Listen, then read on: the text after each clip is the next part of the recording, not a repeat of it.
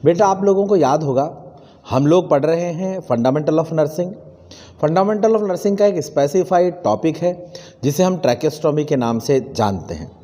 Last classes में मैं आपको बता चुका हूँ कि ट्रैकेस्टोमी हम लोग किसे कहते हैं। मैंने कहा था कि भाई ट्रैकिया को आर्टिफिशियल तरीके से ओपन करना ट्रैकेस्टोमी कहलाता है।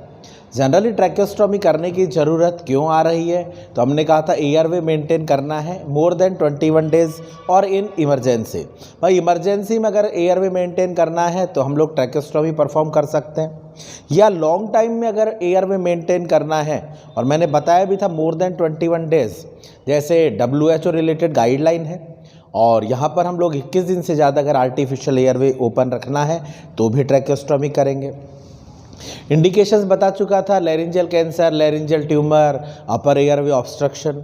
क्लासिफिकेशन पढ़ चुके हैं हम लोग ट्रैकेस्टोमी का, प्लेसमेंट के आधार पर, ड्यूरेशन के आधार पर, सिचुएशन के आधार पर बता चुका हूँ मैं आप लोगों को। मैंने कहा था कि भाई ट्रैकेस्टोमी जो हम करते हैं 3rd and 4th ट्रैकेस्टोमी most common कहलाती है। इस पॉइंट को मैंने कहा था याद भी रखना, एग्जाम में पूछा जाने वाला प्रश्न है। इसके अलावा कुछ आर्टिकल्स हम लोगों ने कलेक्ट किए थे, पोजीशंस मैंने आप लोगों को बताई थी, इंसिजन एक एक स्टेप में आपको बता चुका हूं। मैंने कहा था कि नेक्स्ट क्लास में हम लोग पढ़ेंगे केयर के बारे में, कि ट्रैकेस्टोमी वाला जो पेशेंट है उस पेशेंट की केयर किस प्रकार से आप कर सकते हो। तो बेटा ध्यान से सुन लीजिएगा कि ट्रैकेस्टोमी का जो पेशेंट है इसकी हम क्या करना चाहते हैं बेटा, केयर करना चाहते हैं। केयर के अंतर्गत सबसे पहले अगर किसी भी पेशेंट की केयर करनी है तो पहले तो आप ये देख लें कि इस ट्रैकेस्टोमी के पश्चात आने वाली सामान्य प्रॉब्लम्स क्या है, क्योंकि प्रश्न तो यहीं से बनने हैं। कैसे, तो आप सुन लीजिएगा कि भाई जब हम केयर की बात करें तो आपको ये तो पता होना चाहिए कि what are the problems are facing by the client, और अगर वो प्रॉब्लम फेस कर रहा है तो उस प्रॉब्लम को ही तो सॉर्ट आउट करना केयर कहलाता है। तो सबसे पहले आपने यहाँ पर बताना है, केयर के अंदर आप सबसे पहले बताएं आइडेंटिफाई, ये आप कह सकते हैं असेस दी कॉमन, या कॉमन ना बोलें आप तो यहां तो जनरल बोल दो, assess the problem of patient post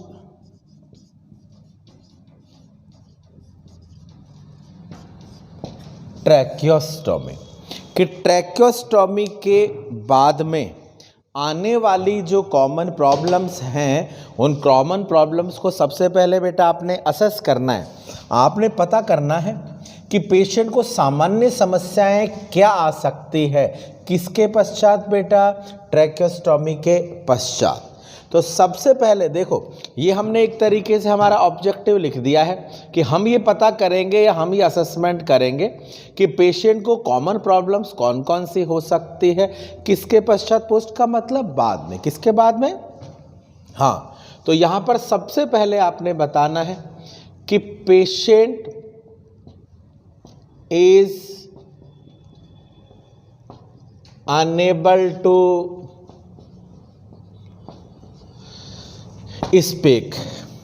भाई आप ध्यान दें कि विंड पाइप में एयर भरती है तभी हम बोलते हैं, और हमने वहां इंसिजन लगाया है।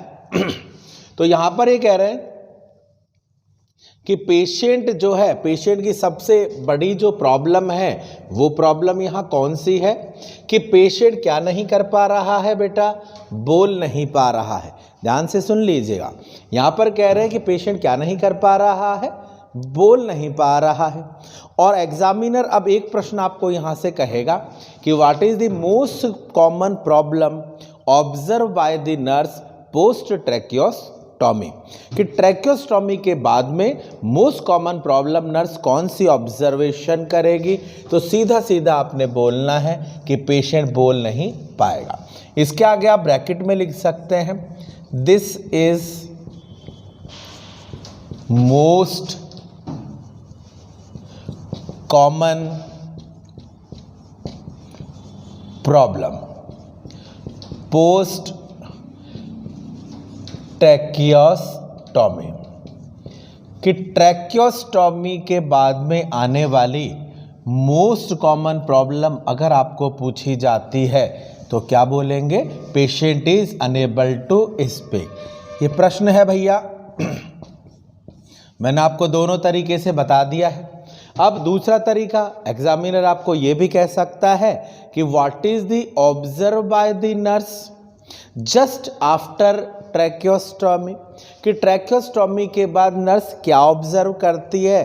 तो यही ऑब्जर्व करती है कि पेशेंट बोल नहीं पाएगा। सिर्फ मैं आपको बता रहा हूं कि एक ही चीज़ अलग अलग तरीके से एग्जामिनर आपको पूछ सकता है, तो ये पॉइंट आप ध्यान दें। तो सीधा सीधा बताना है कॉमन प्रॉब्लम है, और ये जो कॉमन प्रॉब्लम आई है इसको हम लोग क्या करने वाले हैं बेटा? मैनेजमेंट, मतलब ये केयर है आपकी। सीधा सीधा आप ये समझ लें कि अगर पेशेंट बोल नहीं पा रहा है तो ऐसी स्थिति आपके सामने आ गई है, और ऐसी स्थिति आपके सामने आ गई है तो आप ऐसी स्थिति में पेशेंट की देखभाल क्या करेंगे, पेशेंट को मैनेज कैसे करेंगे और पेशेंट की केयर कैसे करेंगे। तो देखिएगा, एक एक पॉइंट सुनते जाएं, क्योंकि मैं बार बार आपको एक ही बात कह रहा हूं।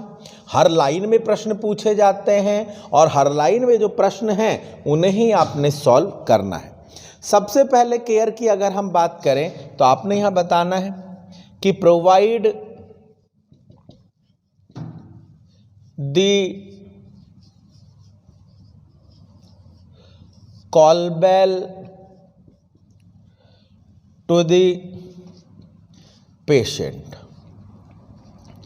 एक पॉइंट तो आप ध्यान दें कि अगर पेशेंट बोल नहीं पा रहा है तो आप पेशेंट को क्या प्रोवाइड करवा सकते हैं? Call bell. कॉल बेल घंटी बजा देगा और आपको बुला लेगा अगर कोई उसको आवश्यकता है और ज़रूरत है तो। अब एग्जामिनर बोलेगा what is the priority management या priority nursing action when patient is unable to speak post tracheostomy, कि पेशेंट अगर ट्रैकियोस्टॉमी के बाद बोल नहीं पाता है तो ऐसी स्थिति में नर्स को सबसे पहले क्या करना चाहिए? तो नर्स को यहाँ पर आप ध्यान दीजिएगा कि सबसे पहले करने वाली अगर बात है तो वो एक तो कॉल बेल प्रोवाइड करवा सकती है। कॉल बेल प्रोवाइड करवाने का सीधा सीधा पॉइंट है कि ज़रूरत हो तो पेशेंट आपको बुला सकता है। ये जनरली आपका प्रायोरिटी है, प्रायोरिटी केयर है अगर पेशेंट बोल नहीं पा रहा है। सेकंड, हम लोग यहाँ बात कर रहे हैं केयर, तो पहला पॉइंट ये हो गया। इसके बाद नेक्स्ट पॉइंट ये हो गया, आपने बताना है प्रोवाइड पेन एंड पेपर, या पेन ना बोल करके पेंसिल और पेपर। भाई आप यहाँ पेशेंट को पेन पेपर या पेंसिल एंड पेपर प्रोवाइड करवाएं। अब देखिएगा, ध्यान से सुने, ये भी आपके एग्जाम में पूछे जाने वाला प्रश्न है। कैसे? तो आप बात को सुने, क्योंकि मैं बार बार एक ही बात कह रहा हूँ, हर लाइन में से ही एग्जाम में प्रश्न बनता है, और हर लाइन में से प्रश्न बनता है तो वो प्रश्न बनता कैसे है और आप उसे कैसे सॉल्व कर पाओगे। अब एग्जामिनर ने यहाँ पर कहा कि पेशेंट को पेन और पेंसिल प्रोवाइड करवाएं, ऑप्शन लिख दिया है। अब एग्जामिनर किस तरीके से प्रश्न पूछेगा तो आप सुन लें। एग्जामिनर बोलेगा कि what is the important nursing action for effective communication with the patient post tracheostomy, कि ट्रैकियोस्टॉमी के बाद में पेशेंट से अगर इफेक्टिव कम्युनिकेशन करना है, इफेक्टिव वार्तालाप करना है, इफेक्टिव कन्वर्सेशन करना है तो उसका सबसे बेस्ट तरीका कौन सा है। हम ये नहीं कह रहे कि पेशेंट अनपढ़ है, हम ये नहीं कह रहे कि पेशेंट पढ़ा लिखा है, सिर्फ वो कह रहा है इफेक्टिव तरीका क्या है। तो इफेक्टिव, क्योंकि जितने भी प्रोसीजर हैं वो भारतीयों ने तो लिखे नहीं है, हमारे यहाँ कम पढ़े लिखे हैं, लेकिन जिन्होंने लिखे हैं उनके वहाँ तो सब पढ़े लिखे।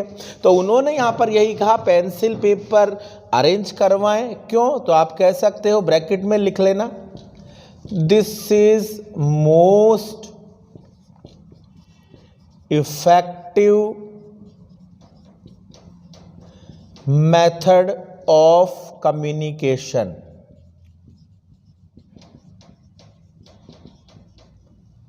with patient पोस्ट प्रोसीजर, कौन सा प्रोसीजर किया है? ट्रैकियोस्टोमी। ये आपके एग्जाम में पूछा जाने वाला प्रश्न है। तो देखो एक एक लाइन लिख रहा हूं। सबसे पहले मैंने आपको कहा कि एग्जामिनर ने प्रश्न पूछा what is the most common problem, आपने कहा बोल नहीं पाता है। एग्जामिनर ने इसी प्रश्न को दूसरे तरीके से पूछा कि what is the observe by nurse post, तो पेशेंट बोल नहीं पाता है। एग्जामिनर कहता है what is the priority nursing action when patient is unable to speak post ECT, तो आप उसको कॉल बेल प्रोवाइड करवाए, एक पॉइंट। दूसरा, अगर एग्जामिनर कहता है what is the most effective method of communication post ECT, ECT के बाद में, सॉरी ईसीटी क्या आपकी, हाँ ट्रैकियोस्टोमी, कि ट्रैकियोस्टोमी के बाद में मोस्ट इफेक्टिव मेथड कौन सा है कम्युनिकेशन का, तो प्रोवाइड पेंसिल एंड पेपर। क्योंकि एग्जामिनर तो आपको अलग अलग ऑप्शन देगा, मैं सीधा सीधा आपको बता रहा हूँ। एग्जामिनर तो लिखेगा कि पेशेंट के होठों को पढ़े, होठ पढ़ने के लिए नर्सिंग की है क्या तुमने? नहीं ना। वो कहेगा पेशेंट के फेशियल एक्सप्रेशंस को समझें, फेशियल एक्सप्रेशन को हॉस्पिटल में मत समझो, हॉस्पिटल में तो प्रॉपर वर्क करो।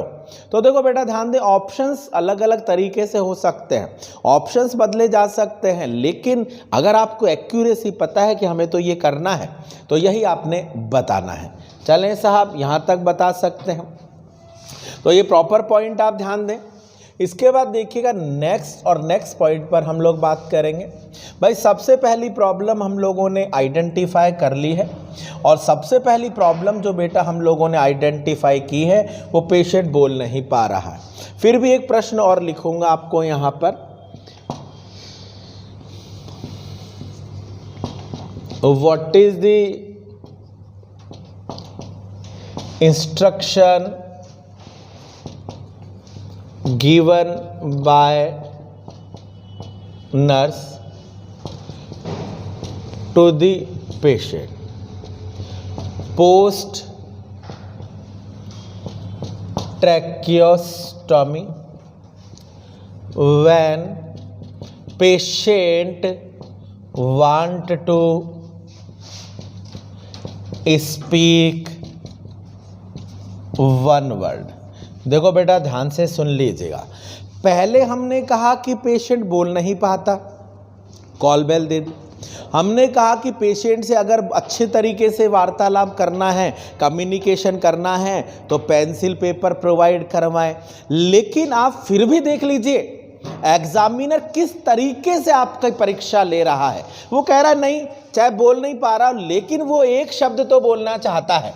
अब एक शब्द का मतलब है कि वो एग्जामिनर आपको ये भी लिख सकता है कि patient want to give the thanks to the nurse. भाई हम तो थैंक्स ही बोलेंगे, हो सकता है वो तुम्हें कुछ और बोलना चाहता हो, लेकिन फिर भी आप यहाँ ध्यान दें कि वो थैंक्स बोलना चाहता है, एक वर्ड बोलना चाहता है, वन वर्ड बोलना चाहता है, या जो भी बोलना चाहता है। तो ऐसी स्थिति में वो कह रहा है कि नर्स जो है ना, वो पेशेंट को क्या सलाह दे कि पेशेंट एक वर्ड तो बोल पाए। अब देखो मेरी बात को ध्यान से सुनिएगा। अब ऐसी स्थिति में आकर के तो हम सारे हथियार ही डाल देते हैं, लेकिन मैं आपको बता दूं, अगर आपने क्लिनिकल प्रैक्टिस में काम किया है, if you know the skills and procedures related to patient care, तो किसी भी प्रकार की आपको प्रॉब्लम्स नहीं आएगी। मैं आपको बता देता हूं कि अगर पेशेंट को कफ वाली ट्रैकेस्टोमी ट्यूब लगाई है तो पहले उस कफ को डिफ्लेक्ट करना है। दूसरा, पेशेंट को बोलना है गहरी लंबी सांस अंदर ले भैया, और अपने फिंगर को या अंगूठे को इस स्टोमा के छेद के ऊपर रख दे और फिर बोल दे थैंक यू। जैसे ही वो थैंक यू बोलेगा हवा वापस निकल जाएगी, लेकिन एक शब्द तो बोल पाया ना। तो आपने यहाँ पर सीधा सीधा पॉइंट बताना है। तो सबसे पहले आप यहाँ पर कह सकते हैं instruct to patient for deep breath. Patient को बोलना है कि एक तो गहरी श्वास ले, then put the finger on stoma, finger on stoma. Stoma तो जानते ही होंगे, नहीं जानते तो कोई बात नहीं। स्टोमा ये वो छेद है जो गर्दन के अंदर आपने ट्रैकेस्टोमी का बनाया है। ये जो होल या ये जो छेद गर्दन में है, इसी को स्टोमा बोलते हैं। तो आपने बताना है finger on stoma then speak. ये स्पेसिफाइड पॉइंट है जिसे आप बता सकते हैं। और ये मैं आपको बता दूं, जो पॉइंट बोल रहा हूं अगर आपने याद कर लिए तो आपको किसी भी प्रकार की ज़रूरत नहीं होगी। 100% you will be get selection and you will be get same to same questions in your exam. तो देखो बेटा, ध्यान से सुनते जाएं, यहाँ तक बताते जाएं, क्योंकि हर पॉइंट पर हम लोग बात कर रहे हैं, टॉपिक पढ़ भी रहे हैं और उससे रिलेटेड प्रश्नावली या क्वेश्चनरीज भी हम सॉल्व करते चले जा रहे हैं। चलो साहब, यहाँ तक आप बता सकते हैं तो पॉइंट को सुन लीजिएगा। पेशेंट बोल नहीं पा रहा है तो आप प्रॉपर एडवाइस करें, प्रॉपर सलाह दें। क्यों? क्योंकि आप ही तो पेशेंट के साथ ज़्यादा समय हैं, डॉक्टर ज़्यादा समय नहीं है, तो आप बेसिकली पेशेंट केयर प्रोवाइडर कहला रहे हैं। चलो साहब, यहाँ तक बताएं। तो देखो, हमने पहली प्रॉब्लम आइडेंटिफाई कर ली थी और पहली प्रॉब्लम को हमने आइडेंटिफाई किया और उस प्रॉब्लम के अनुसार, प्राथमिकता के अनुसार और प्रायोरिटी के अनुसार हमने पेशेंट को केयर प्रोवाइड करवा दी है। दूसरा पॉइंट यहाँ पर आपने बताना है कि भाई risk of foreign body aspiration. हमने कहा था कि कफ वाली ट्यूब लेते हैं तो फॉरेन बॉडी एस्पायरेशन की रिस्क कम होती है। भाई रिस्क जो है वो कम होती है, दोनों साइड से तो नहीं जा सकता, लेकिन इन केस मान लीजिए आपने गॉज नहीं लगाया तो स्टोमक के छेद से तो फॉरेन बॉडी मच्छर, कोई भी बाल भी फॉरेन बॉडी, कोई भी बाहर से जाने वाली चीज़ फॉरेन बॉडी कहलाती है। तो आपने यहाँ पे दूसरी जो प्रॉब्लम है, हमने कहा था पेशेंट की प्रॉब्लम पता करें, पहली प्रॉब्लम बोल नहीं पा रहा। सेकंड जो पेशेंट की प्रॉब्लम में आपने बताना है risk of foreign body aspiration through stomach. देखो ध्यान दें कि सेकंड जो रिस्क है वो रिस्क है फॉरेन बॉडी एस्पायरेशन की रिस्क है, किसके थ्रू? स्टोमा के थ्रू। अब ऐसी स्थिति में आप किस तरीके से इस सिचुएशन को मैनेज कर पाएंगे? तो आपने यहाँ पे बताना है कि ऐसी स्थिति के अंदर आप उस स्टोमा को कवर करें। अब कवर में बहुत लोग बोलेंगे गॉज पीस से कवर कर दे। भैया मैं एक बात बता दूं कि जब एग्जामिनर प्रश्न पूछने पर आता है ना तो बाल की खाल निकाल लेता है। भाई मैं आपको यहाँ पर लिख दूं जैसा आपकी बुकों में लिख रहा है cover to the stoma with gauze piece, gauze piece से इस स्टोमा को कवर कर दे, लेकिन अगर एग्जामिनर आएगा तो आपके इस आंसर को गलत कर देगा। बुक्स में लिख रहा है, आप तो सही हो अपनी जगह, लेकिन एग्जामिनर तो क्लिनिकल प्रैक्टिस को जानना चाह रहा है कि हॉस्पिटल में आकर के आप क्या करेंगे। अब आप तो बुक पढ़ के चले गए, देखो मैंने बुक में लिखा और देखा है, अब देखा तो क्या है, वो देखा ही गलत है आपने। अब आपने अगर यहाँ पर लिख दिया कि गॉज पीस से कवर करेंगे तो भाई एयरवे तो अपने आप ही ब्लॉक हो गया। आपने गॉज पीस ऊपर लगा दिया तो गॉज पीस तो ऐसे लपेट करके बनाते हो ना, तो वो तो एयरवे ब्लॉक कर देगा, तो वो मामला गंभीर है। अब आप सोच रहे हो सर क्या कहना चाहते हैं? मैं कहना चाहता हूं एक इंपॉर्टेंट पॉइंट। क्या? तो आप सुन लें कि बहुत लोग कहेंगे गॉज पीस से कवर कर दें, बहुत लोग कहेंगे कि आप नॉर्मल सैलाइन में भीगा हुआ गॉज पीस लगा दें, सब गलत है। सही क्या है? तो आप सुन लें, cover to the stoma with a saline soaked filter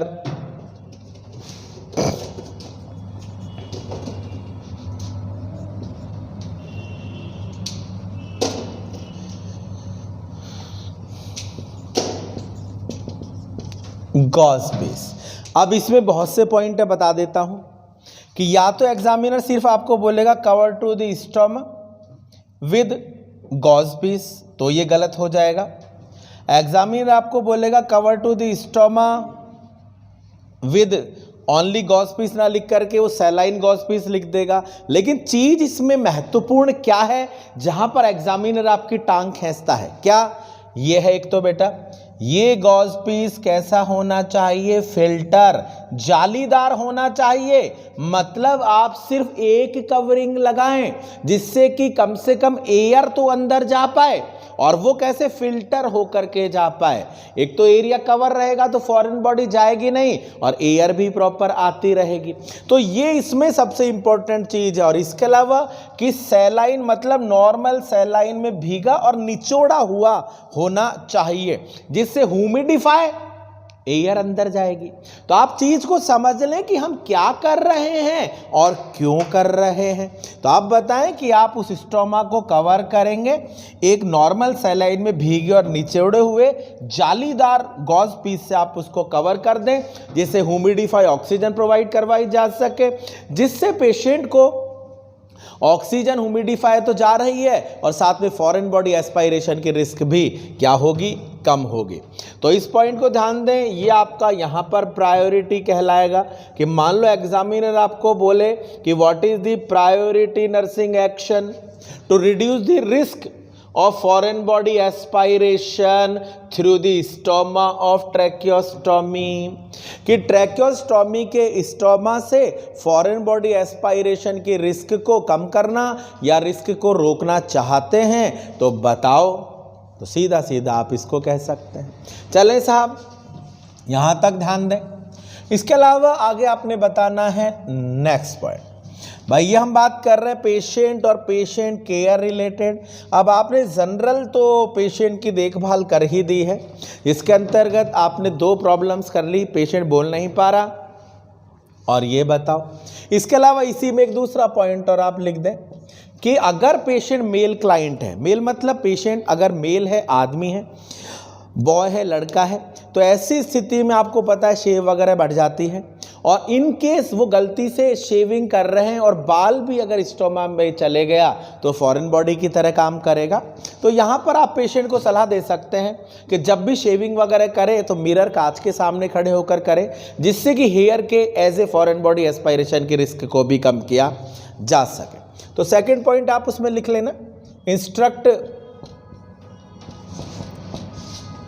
to male client always shaving in front of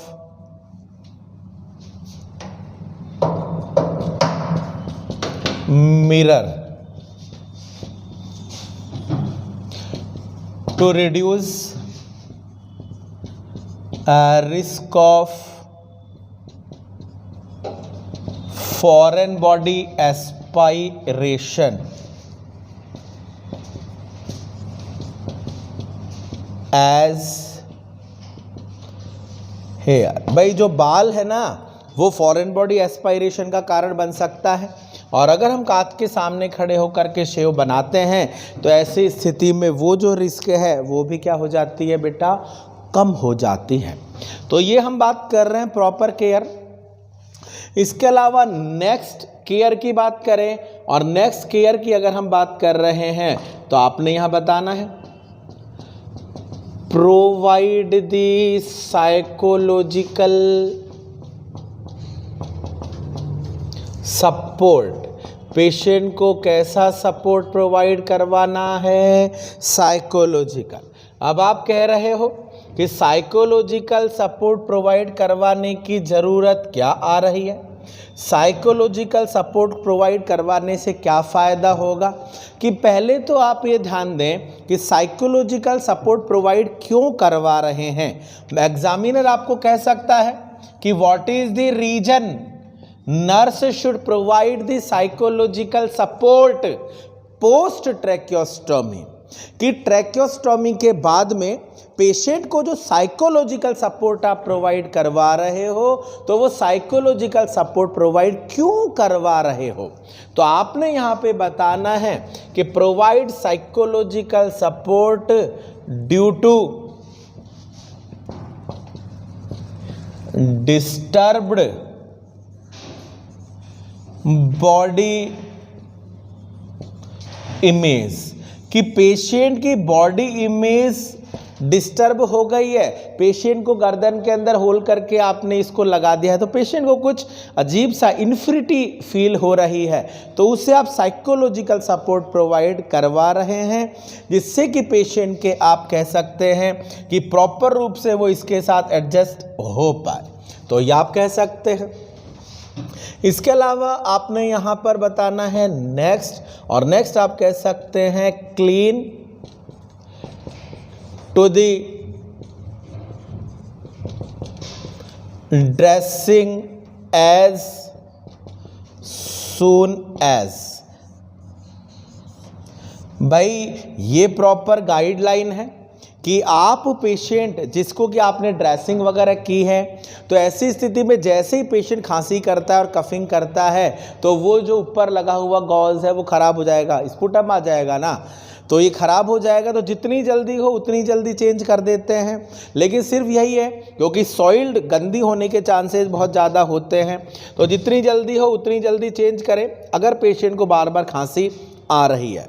लेकिन फिर भी अगर एग्जामिनर आपसे कहता है कि कब चेंज करेंगे, तो मैं आपको यहाँ पर बता दूं कि स्पेसिफाइड आप यहाँ कह सकते हैं 12 घंटे के अंदर, 6 घंटे के अंदर, तो यहाँ फिर 6 घंटे, 6 नहीं है तो फिर 12 घंटे। कहने का बेसिक पॉइंट है कि जितनी जल्दी मिनिमम टाइम में आप उसको चेंज कर सकते हैं। ये भी आपके एग्ज़ाम में पूछे जाने वाला प्रश्न है, प्रश्न पूछा जा सकता है।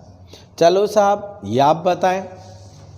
तो देखो एक एक पॉइंट आपके काम का है जिस पर हम लोग डिस्कशन कर रहे हैं और जिस पर हम बात कर रहे हैं। इसके अलावा आपने यहाँ पर बताना है नेक्स्ट, और नेक्स्ट पॉइंट बताएं कि इनकेस किसी भी पेशेंट को ट्रैकेस्टोमी ट्यूब आपने लगाई है, तो मैंने कहा था कि टाइम टू टाइम आप पेशेंट को सक्शन कर सकते हैं। सक्शनिंग का जो मुद्दा है उसमें कुछ स्पेसिफाइड पॉइंट यहाँ आपको मैं बताने वाला हूँ, आप ध्यान दे सकते हैं। तो नेक्स्ट आपने बताना है सक्शनिंग टू द पेशेंट। भाई पेशेंट को क्या करना है बेटा, सक्शन करना है। अब देखो पेशेंट को आप सक्शन कर रहे हैं, उसकी ज़रूरत, तो यहाँ पर 2 पॉइंट एक तो ध्यान दीजिएगा कि सक्शनिंग जो हम लोग करते हैं उस सक्शनिंग के अंतर्गत सबसे पहले इस प्रोसीजर पे ही बताऊंगा कि सक्शनिंग अपने आप में ही एक प्रोसीजर है। प्रोसीजर कैसे है तो आप बात को सुन लें। इस तरीके से प्रोसीजर है कि सक्शन जब हम पेशेंट को करते हैं तो प्रॉपर पोजीशन, हैंड वॉशिंग, सारे पॉइंट है। तो आपने एक तो यहाँ पर बताना है पेशेंट की पोजीशन।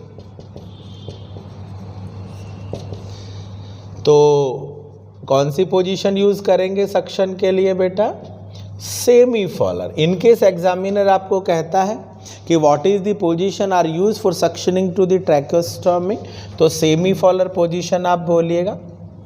दूसरा आपने यहाँ पर बताना है कि सक्शनिंग जो हम लोग करने वाले हैं उसमें आपको ज़रूरत पड़ सकती है नॉर्मल सैलाइन, या मैंने आपको कहा था ना हाफ स्ट्रेंथ H2O2, दोनों ही मैंने आपको बता दिए थे।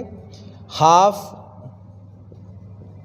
स्ट्रेंथ H2O2 हम लोग उस स्टोमक के अंदर डालेंगे म्यूकस को डाइल्यूट करने के लिए, तो ये पहली प्रायोरिटी है, और ये नहीं हो तो आप ये भी यूज़ कर सकते हैं।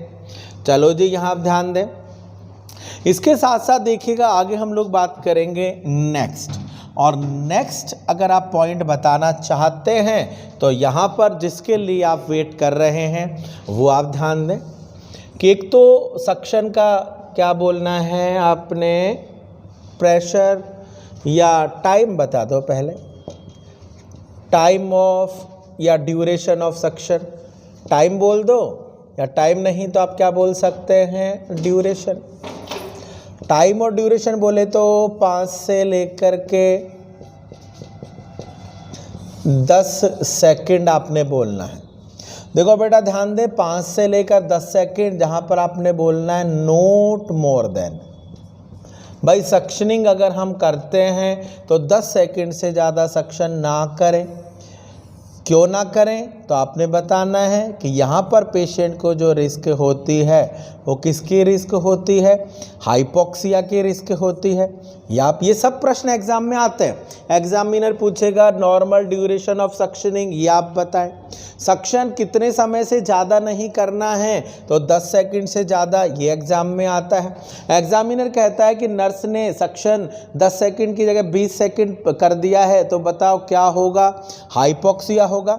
और हाइपोक्सिया तो यहाँ सबसे पहले आप देख ही रहे हैं, हाइपोक्सिया के बाद में पेशेंट को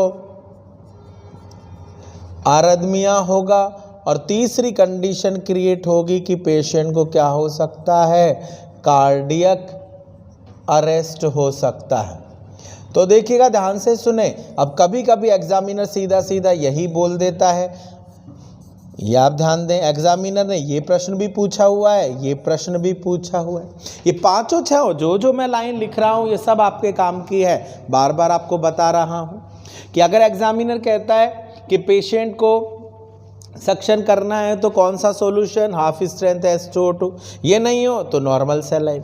एग्जामिनर कहे कि सक्शन कितने समय करना है, तो 5 से 10 सेकंड, या कहता है नोट मोर देन, तो 10 सेकंड से ज़्यादा।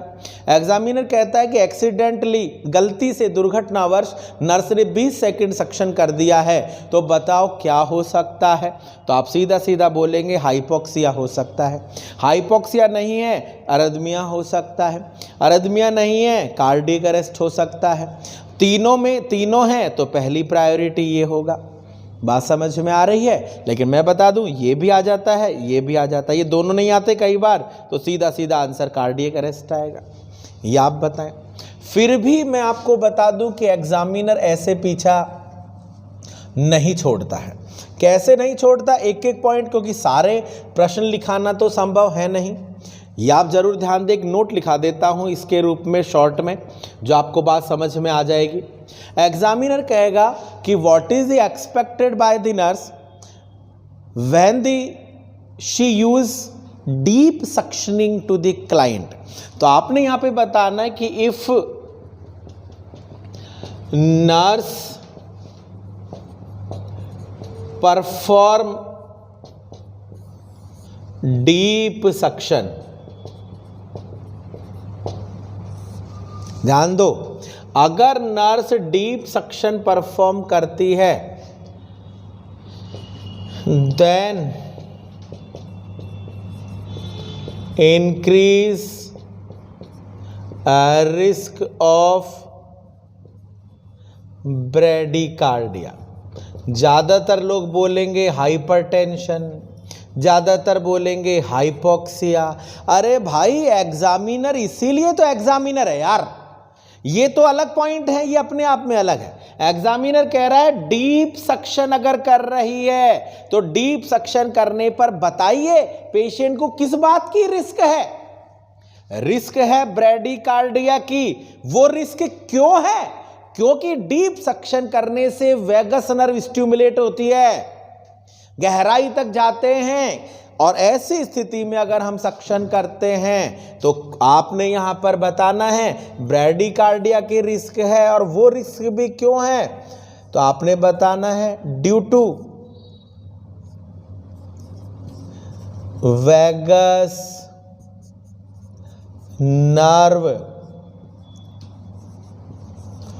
Stimulate by deep suction.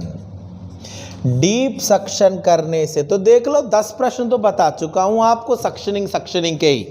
ऐसे ही एग्जामिनर पूछता रहता है और हम उसकी बातों में आते ही रहते हैं। चलो साहब, यहां तक बताइएगा। इसके साथ साथ आगे आपने बताना है नेक्स्ट, और नेक्स्ट आप यहां पर बताएं कि भाई आप पेशेंट को जब सक्शन करें तो फर्स्ट 24 आवर्स की बात कर रहे हैं। फर्स्ट 24 आवर्स पोस्ट ट्रैकियोस्टोमी, कि ट्रैकियोस्टोमी के पहले 24 घंटे में, तो आपने बताना है 15 to 30 मिनट इंटरवल। भाई आप जब सक्शन कर रहे हैं तो सक्शनिंग में इस बात को ध्यान दें, जैसे ये प्रश्न भी आपके एग्जाम में आया हुआ है कि एक पेशेंट है जिसको कि नर्स सक्शन कर रही है, और नर्स अगर सक्शन कर रही है तो बताइए कि पहले 24 घंटे में सक्शन कितने कितने समय के अंतराल से करेंगे। तो इस पॉइंट को आप ध्यान दें। देर तो वही है 5 से 10 सेकेंड, लेकिन इंटरवल आप ध्यान दें।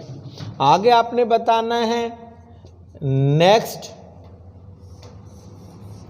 ये आप कह सकते हैं आफ्टर 24 आवर, 24 घंटे के बाद, 24 से 72 बोल दो या 24 के बाद ही सीधा सीधा आप कह सकते हैं। तो आपने बताना है कि एवरी 2 to 4 आवर्स इंटरवल, हर 2 से 4 घंटे के अंतराल से आप सक्शन करें, क्योंकि पहले 24 घंटे में सीक्रेशंस ज़्यादा हैं तो आपने बार बार सक्शन करना पड़ेगा, और आप 24 घंटे के बाद धीरे धीरे धीरे जो सीक्रेशंस हैं वो कम हो जाएंगे, और कम हो जाएंगे तो ऐसी स्थिति में आपने 2 से 4 घंटे के अंतराल से सक्शन करना पड़ेगा।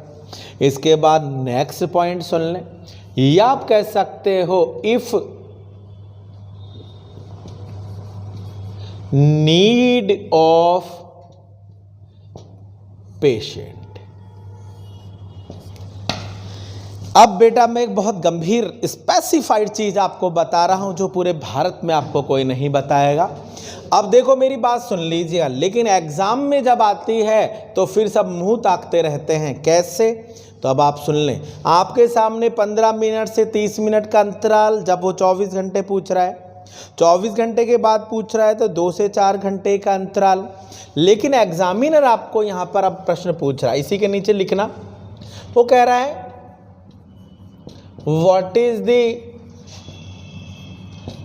Best time for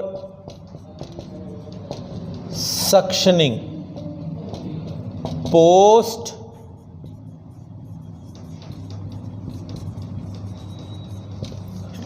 tracheostomy.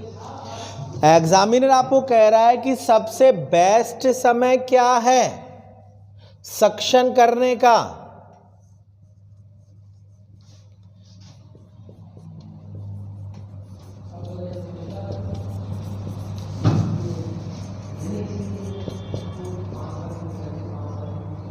every 15 to 30 minute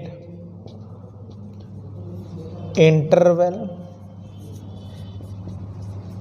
every 2 to 4 hours interval। भाई ध्यान दो, एग्जामिनर कह रहा है बेस्ट टाइम क्या है सक्शन करने का, किसके पश्चात? ट्रैकियोस्टोमी के पश्चात। अगर ऐसा कहा जा रहा है तो फिर भैया आपको ध्यान ज़्यादा रखना है। क्या रखना है? तो आप सुन लीजिए, ऑप्शन में लिखा इफ नीड, इफ रिक्वायर्ड, आधे तो यहीं चक्कर खाने वाले हैं, कुछ 15 से 30 मिनट के अंतराल को, या कुछ ढूंढ रहे होंगे 5 से 10 सेकंड। अरे पूछ क्या रहा है? बेस्ट टाइम, ये नहीं कह रहा ड्यूरेशन। तो यहाँ पर या तो अंतराल बताओ। अब 2 से 4 घंटे भी रटा रटाया है, 15 से 30 मिनट भी रटा रटाया। रिक्वायरमेंट हमारी सुख सुविधाओं के लिए होती है, रिक्वायर्ड है यार, मुझे तो मोटरसाइकिल चाहिए, रिक्वायरमेंट है यार, बहुत दूर जाता हूं। आपकी बेसिक नीड नहीं है, बेसिक आवश्यकता नहीं है। तो यहां पर स्पेसिफाइड पॉइंट है नीड, और यही आपकी प्रथम प्रायोरिटी और फर्स्ट प्रायोरिटी है अगर इस तरीके से एग्जाम में प्रश्न पूछा जाता है। क्योंकि एग्जामिनर जब प्रश्न पूछता है ना, तो हम चारों खाने चित्त इसीलिए तो होते हैं, हमें बहुत कुछ आता है लेकिन एग्जामिनर के माइंड को पकड़ना ही तो एक आर्ट और कला है। जो पकड़ लेता है वो सिलेक्शन, और जो नहीं पकड़ता वो उसके ही चारों तरफ घूमता रहता है। तो ये पॉइंट्स आप ध्यान दें, जैसे जैसे मैंने लिखवाए हैं वैसे वैसे आप ध्यान दीजिएगा कि अगर वो पहले पूछ रहा है 24 घंटे लेकिन ऑप्शन में ये सही है तो भी नीड ही आएगा। इन केस पहले 24 घंटे में ये ऑप्शन में नहीं है तो 15 से 30 मिनट के इंटरवल। लेकिन स्पेसिफाइड पॉइंट, स्पेसिफाइड प्रश्न ही हैं जो एग्जामिनर आपको पूछता है। बात समझ में आ रही होगी? तो ये आप ध्यान से सुनते जाएं और ध्यान से समझते जाएं। चलें साहब, यहां तक आप कह सकते हो। इसके साथ साथ आगे आपने बताना है नेक्स्ट, और नेक्स्ट पॉइंट की अगर हम बात कर रहे हैं तो आपने यहां पर कहा था व्हेन पेशेंट नीड, कि जब पेशेंट को जरूरत होगी हम सक्शन करेंगे। यही एग्जामिनर ने आपकी बात पकड़ ली है। एग्जामिनर कह रहा है क्या देखोगे, what is the observe by nurse या बाय यू। नर्स का मतलब आप खुद और या आप हम, कि नर्स क्या देखे जहां पर उसको ये लगे कि अब मुझे पेशेंट को सक्शन करना चाहिए। तो आपने यहां पर बताना है नेक्स्ट, और नेक्स्ट बताएं sign and symptoms for perform the suctioning, for perform suctioning. भाई साइन एंड सिम्टम्स जो आप देख रहे हैं उसमें एग्जामिनर आपको ऐसे ना पूछकर, मैंने बताया है प्रश्न वैसे ही आएगा कि what is the observe by nurse where patient need to suctioning post tracheostomy, कि ट्रैकियोस्टोमी के बाद में पेशेंट को जो सक्शन करते हैं तो नर्स क्या देखे जिससे कि ये पता लग जाए कि उसे सक्शन करना चाहिए। तो आपने यहाँ पे बताना है, सबसे पहले आप कह सकते हैं नोइजी रेस्पायरेशन। क्या बताना है? नोइजी रेस्पायरेशन बोल सकते हो कि भाई आपने देखना खर्र खर्र की सी आवाज आ रही है, नोइजी रेस्पायरेशन। या आप यहां कह सकते हैं स्ट्राइडर रेस्पायरेशन। दूसरा, इसी को दूसरे नाम से आप यहां पर बता सकते हैं। भाई यहाँ नोइजी रेस्पायरेशन लिखा है, वो नोइजी रेस्पायरेशन ना लिख करके आपको लिख देगा लैबोर्ड रेस्पिरेशन, मतलब श्वास लेने में थोड़ी सी कठिनाई और मेहनत उसको हो रही है, या आप बता सकते हैं। इसके अलावा आपने यहाँ पर बताना है जैसे टैकीकार्डिया वगैरह पेशेंट को हो सकता है, ये आप कह सकते हैं। तो देखिएगा ये कुछ स्पेसिफाइड पॉइंट है, लेकिन ऑलवेज फर्स्ट प्रायोरिटी। इनकेस आपने पल्स ऑक्सीमीटर लगाया है तो वो सैचुरेशन आपको पता है फॉल होता रहेगा, ये भी आप कह सकते हैं, लेकिन वो सब नहीं, एग्जामिनर इसी पर फोकस करता है। चले साहब ध्यान दें, तो ये आप कह सकते हैं। अब ये तो आपने बता ही दिया है, अब इसमें आप ध्यान दें मैकेनिज्म ऑफ सक्शन। सक्शन जो हम लोग करते हैं उसका मैकेनिज्म क्या है, तो आपको पता है नेगेटिव प्रेशर पे काम करते हैं। मैकेनिज्म ऑफ सक्शन तो आपने बताना है नेगेटिव प्रेशर पर काम करते हैं। भाई suctioning work on the negative pressure, negative pressure पे काम कर रहे हैं। ये जितने भी पॉइंट बोल रहा हूँ शायद ही ऐसा कोई प्रश्न हो जो आपका एग्जाम में नहीं आता या नहीं आया, तो ये आप ध्यान दें, इम्पॉर्टेंट है, एवरीथिंग इम्पॉर्टेंट, ये आप कह सकते हैं। इसके अलावा आपने यहाँ पर बताना है नेक्स्ट।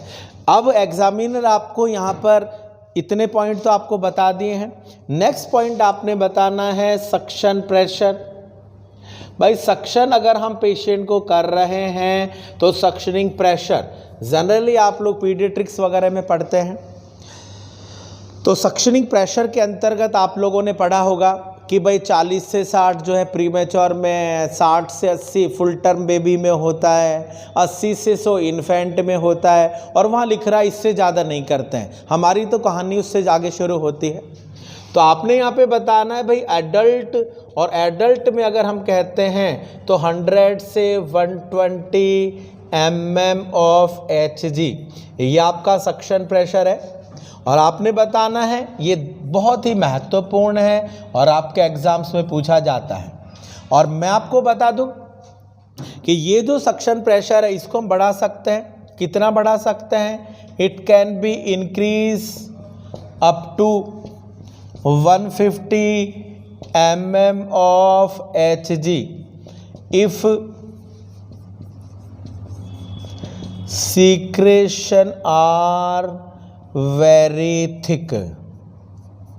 अगर सीक्रेशंस बहुत गाढ़े आ रहे हैं तो सामान्य प्रेशर से तो वो नहीं जाएंगे। तो ऐसी स्थिति में इस सक्शन प्रेशर को क्या किया जा सकता है बेटा? इंक्रीज भी किया जा सकता है। कितने तक किया जा सकता है? 150 mm ऑफ Hg तक आप इसको बढ़ा सकते हो। तो यहाँ तक आप बताएं। तो देखिएगा, हम लोग बात कर रहे हैं स्पेसिफाइड केयर के बारे में। और स्पेसिफाइड केयर किसकी केयर पढ़ रहे हो? ट्रैकियोस्टोमी की केयर पढ़ रहे हो। यहाँ तक आप कह सकते हैं। चलें साहब, यहाँ तक आप ध्यान दें। तो सक्शनिंग प्रेशर अभी आप यही ध्यान दें।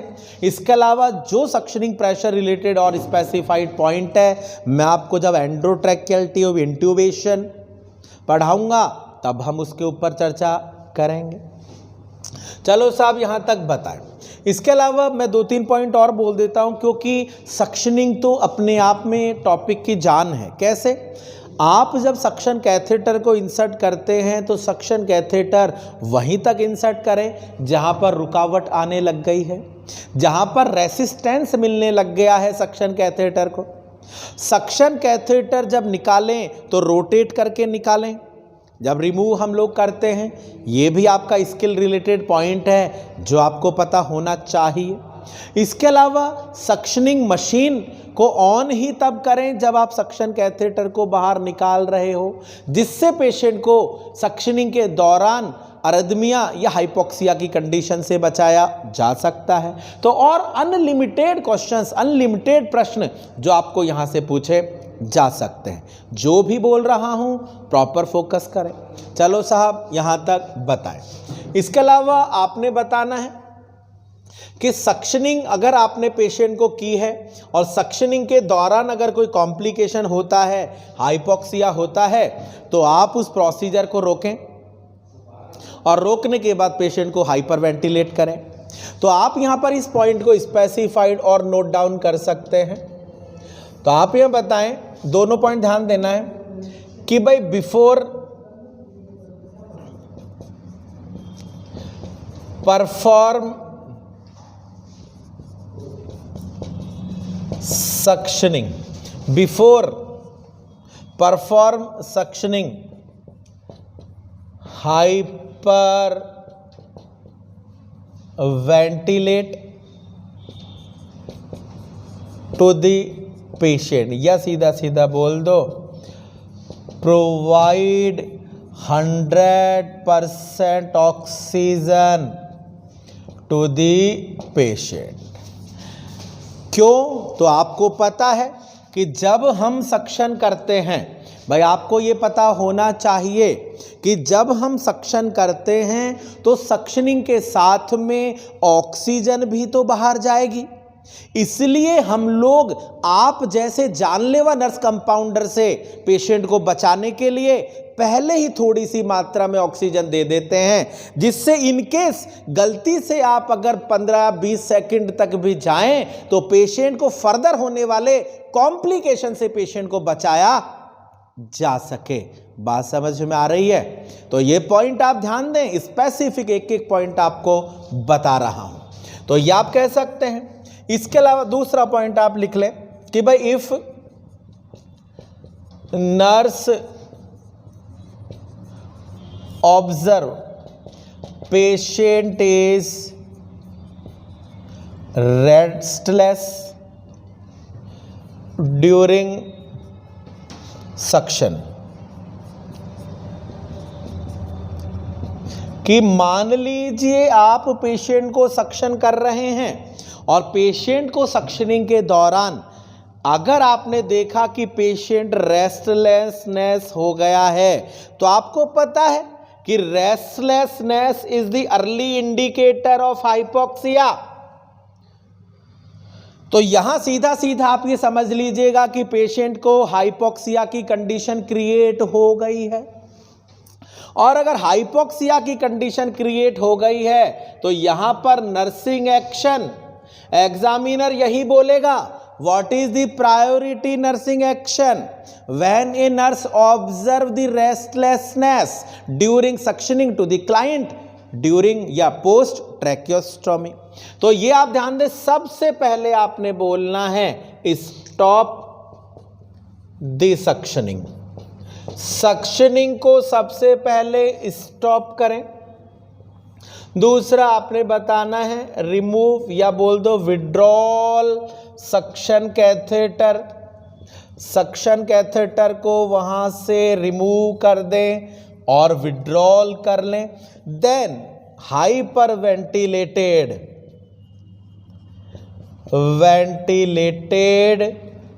टू द पेशेंट, मतलब पेशेंट को ऑक्सीजन प्रोवाइड करवाओ। तो देखो यहां भी प्रायोरिटी है, पहली प्रायोरिटी, दूसरी प्रायोरिटी, थर्ड प्रायोरिटी कब? जब पेशेंट रेस्टलेसनेस है या ट्रैकियोस्टोमी के बाद जब सक्शन करते हैं आपने किसी भी प्रकार के क्या ऑब्जर्व किए हैं? कॉम्प्लिकेशंस। तो एक एक पॉइंट आप देख लो, कम से कम भी नहीं तो 30-40 प्रश्न तो आपको मैं अब तक बता चुका हूं, 30 क्या ज़्यादा ही है। तो ये आप ध्यान दे सकते हैं, एक एक पॉइंट आपको पता होना चाहिए। चलें साहब यहां तक बताएं। इसके अलावा आगे आपने बताना है नेक्स्ट, और नेक्स्ट पॉइंट आप ध्यान दें कि अगर आपने किसी पेशेंट को सक्शन किया, सक्शनिंग में कॉम्प्लिकेशन तो आपने मैनेजमेंट पता है, लेकिन आपको ये पता है अगर एग्जामिनर आपको कहता है कि what is the observe by nurse for check the effectiveness of suctioning, कि जो सक्शनिंग आपने की है उस सक्शनिंग की इफेक्टिवनेस को हम लोग देखना चाहते हैं। तो इफेक्टिवनेस में आप देखिएगा कि पेशेंट की एक तो पल्स नॉर्मल हो जाएगी सबसे पहले। इसके अलावा आपके पास पल्स ऑक्सीमीटर है तो सैचुरेशन से आप बता सकते हैं। तो यहाँ तक आप बताएं। इसके अलावा नेक्स्ट जो कि स्पेसिफाइड पॉइंट है कि आपका गोल अचीव होने के बाद आप इस ट्रैकियोस्टोमी ट्यूब को रिमूव कर सकते हैं। तो आपने यहाँ पे बताना है कि after achieve the goal remove the tracheostomy tube, कि गोल अचीव होने के बाद ट्रैकियोस्टोमी ट्यूब को रिमूव करते हैं और दैट इज नोन एज डीकैनुलेशन। ये भी आपके लास्ट ईयर दिल्ली एम्स में पूछा गया प्रश्न है भैया। उन्होंने कहा व्हाट इज डीकैनुलेशन, उन्होंने कहा कैनुला को रिमूव करते हैं, ईटी ट्यूब को रिमूव करते हैं, ट्रैकियोस्टोमी को रिमूव करते हैं। तो आपको पता हो कि ट्रैकियोस्टोमी को रिमूव करना ही डीकैनुलेशन कहलाता है। तो ये पॉइंट आप बता सकते हैं। तो देखिएगा एक एक पॉइंट आपके काम का है और आप ध्यान दें। इसके अलावा एग्जामिनर ये भी पूछ लेता है कि what is the instruction given by nurse to the client during remove to the tracheostomy tube, कि ट्रैकियोस्टोमी ट्यूब को रिमूव कर रहे हो तो बताइए पेशेंट को क्या सलाह देंगे। गहरी श्वास लेनी है, होल्ड करवा सकते हैं, तो ये आप बताएं गहरी श्वास लें और उसको होल्ड करवाएं। तो ये स्पेसिफाइड पॉइंट्स है जिनके बारे में आप कह सकते हैं। एक एक पॉइंट ध्यान से सुन लें, सभी आपके काम के हैं और सभी आपको एग्जाम में पूछे जा सकते हैं। चलें साहब यहाँ तक हम आ गए हैं। लास्ट हम लोग बात करना चाहेंगे कॉम्प्लिकेशंस के बारे में। किसके बारे में बेटा? Complication of the tracheostomy. देखो बेटा, ट्रैकियोस्टोमी के कॉम्प्लिकेशंस है जिन पर थोड़ा सा मैं आपको ध्यान आकर्षित करना चाहूँगा। कॉम्प्लिकेशन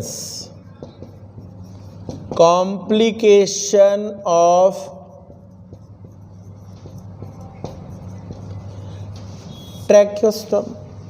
ट्रैकियोस्टोमी के जो कॉम्प्लिकेशंस हैं, उन कॉम्प्लिकेशंस को अब आप लोग चाहे एनक्लेक्स पढ़ लें, चाहे सिस्टर कोई भी बुक पढ़ लेना, सब में कचरा मिलेगा आपको।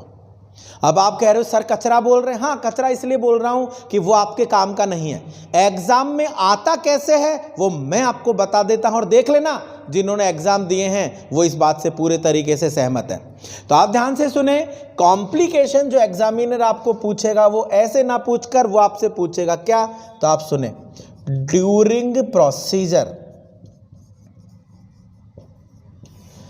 एक तो ज्यादातर एग्जाम में आपको यही पूछता है एग्जामिनर, वो कहता है what is the expected complication during procedure of tracheostomy, कि ट्रैकियोस्टोमी का जो प्रोसीजर है ना, उस प्रोसीजर में कौन सा कॉम्प्लिकेशन हो सकता है।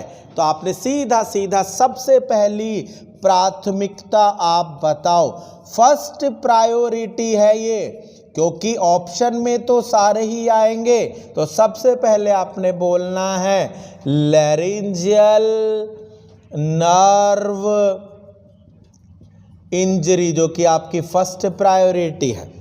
तो एक तो इसको आप ध्यान दें। इसके अलावा फिर आप यहां कह सकते हो न्यूमोथोरैक्स। भाई न्यूमोथोरैक्स के बारे में, इसके अलावा आप यहाँ बोल सकते हैं ब्लीडिंग। अब ब्लीडिंग मोस्ट कॉमन इसलिए नहीं है क्योंकि ये तो नॉर्मल है, इंसिजन लगेगा। तो जो स्पेसिफाइड प्रायोरिटी है वो है लैरिंजियल। ऑप्शन में तीनों ही आएंगे भैया, ध्यान दो। इसके अलावा आपने यहाँ पर बताना है नेक्स्ट, और नेक्स्ट आप बताओ कि कॉम्प्लिकेशंस जो हो रहे हैं वो कॉम्प्लिकेशन आपके फर्स्ट 24 से 48 घंटे आप कह सकते हैं, बाई 24 आवर्स में होने वाले। इसके अलावा आगे फिर आप कह सकते हैं 48 घंटों के बाद।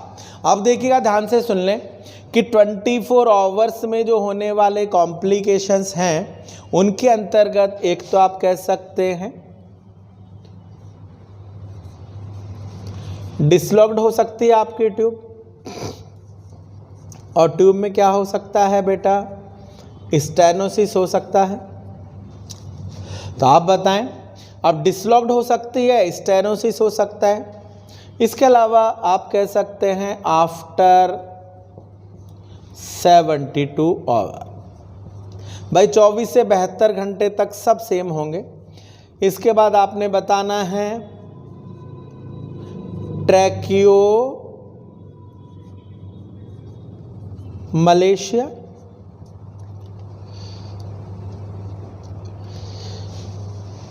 ट्रैकियो ईसोफेजल फिस्टुला, यहां इधर लिख देता हूं, ट्रैकियो ईसोफेजियल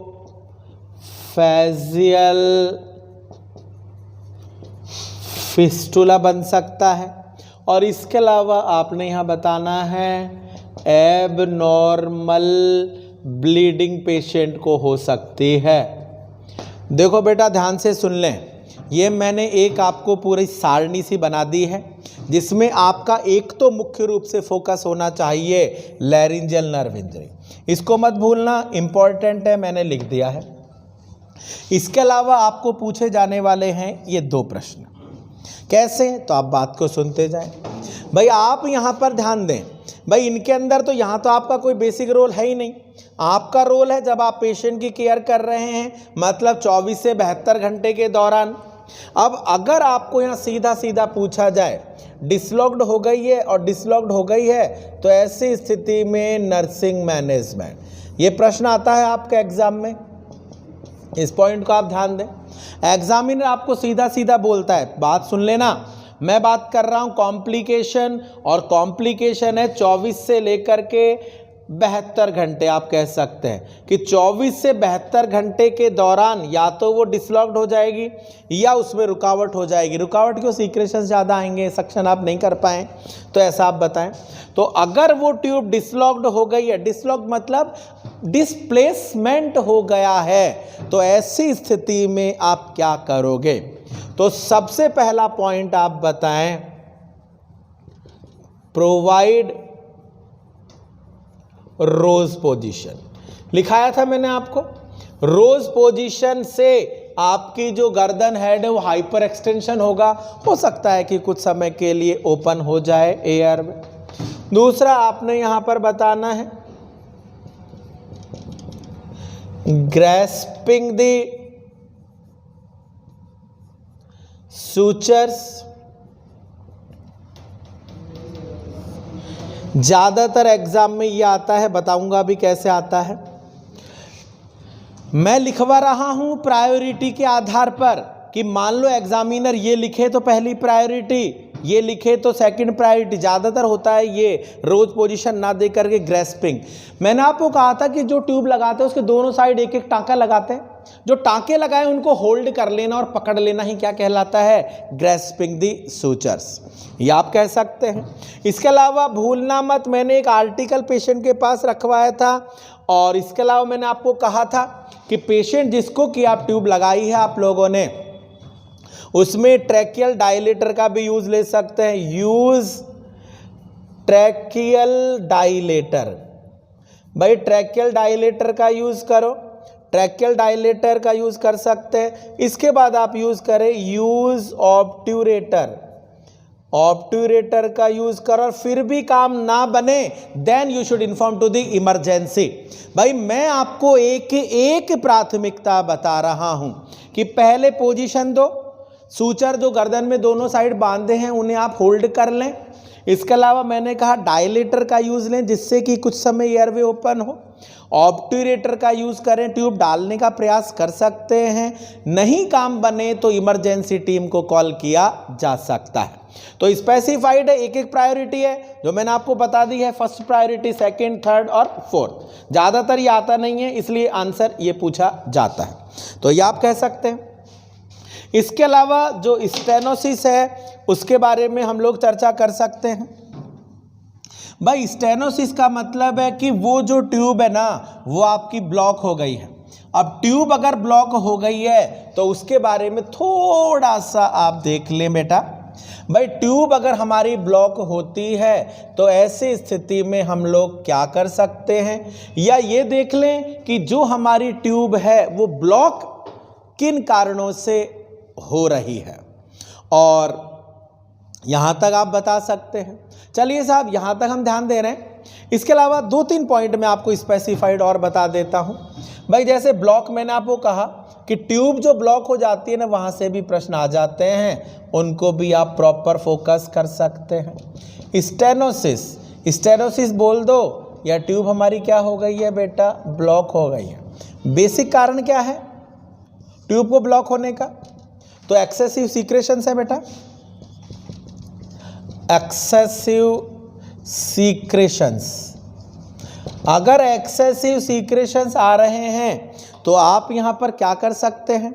समय समय पर सक्शन करें। लेकिन इनकेस मान लो ट्यूब ब्लॉक है तो आप नर्सिंग मैनेजमेंट बताओ। तो सबसे पहले तो आपने यहां बताना है instruct to patient for deep breath. भाई अगर पेशेंट को ट्यूब ब्लॉक हो गई है तो सबसे पहले तो पेशेंट को सलाह दें। किसके बारे में सलाह दें? भाई मान लो वो रुकावट आ गई, और रुकावट आ गई तो आप पेशेंट को क्या सलाह दोगे कि भैया थोड़ी गहरी लंबी श्वास ले। दूसरा पॉइंट आपने यहां पे बताना है inflate air in tube bye Anbu bag.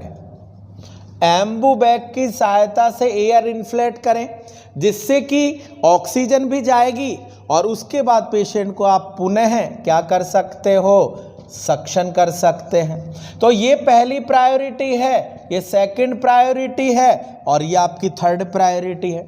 आप देख लेना, बार बार आपको कह रहा हूं, जिसने कंपटीशन कभी दिया है प्रायोरिटी के लगभग 40 से 50% क्वेश्चंस आपके एग्जाम में आते हैं, और वो 40 से 50 क्वेश्चन आते हैं तो आपको प्रायोरिटी पता नहीं चलती।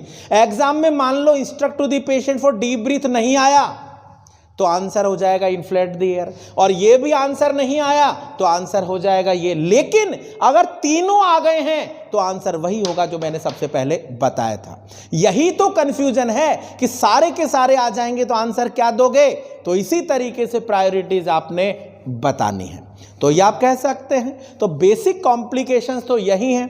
इसके अलावा जैसे मैंने आपको बताया ट्रैकियोमलेशिया, कुछ नहीं आता उसमें से। ट्रैकियोमलेशिया का मतलब है कि जो कफ वाली ट्यूब आपने लगाई थी, अगर उसके अंदर प्रेशर हवा का ज़्यादा है तो वो सॉफ्टनिंग होती चली जाएगी ट्रैकिया, और वही कॉम्प्लिकेशन ट्रैकियोमलेशिया है। हमारा बेसिक कोई काम नहीं है, डॉक्टर को बताना है और ट्यूब बदलवानी है। ऐसे ही दूसरा है ट्रैकियो इसोफेजल फिस्टुला। फिस्टुला में भी आपका कोई काम नहीं है, कारण सेम ही है। अगर वो प्रेशर ज़्यादा होगा और लंबे समय लगता रहेगा तो प्रेशर के कारण धीरे धीरे सॉफ्टनिंग आएगी ट्रैकिया पे, धीरे धीरे ईसोफेगस के बीच में फिस्टुला बन जाएगा और वही ट्रैकियो इसोफेजल फिस्टुला है। वहाँ भी डॉक्टर को बताना है, ट्यूब बदलनी है। कहने का मेरा बेसिक तात्पर्य और कहने का बेसिक मतलब यही है कि ये कोई स्पेसिफाइड पॉइंट नहीं है। ये तो क्या है, एनक्लेक्स वगैरह में आप लोगों को दे दिए हैं, क्योंकि एनक्लेक्स पूर्ण रूप से भारतीय बुक तो है नहीं। आपको तो सिर्फ ये तैयारी करनी है कि आपके एग्जाम के लिए क्या चीज है। अब ये तो एनक्लेक्स में दे नहीं रखा जो मैंने आपको बताया, आता तो है ना एग्जाम में, तो वही चीज आपको पता होनी चाहिए और वही आपकी प्रिपरेशंस और तैयारी होनी चाहिए। तो बेटा आज के लिए तो हम लोग इतना ही पढ़ने वाले हैं। थैंक यू और बहुत बहुत धन्यवाद।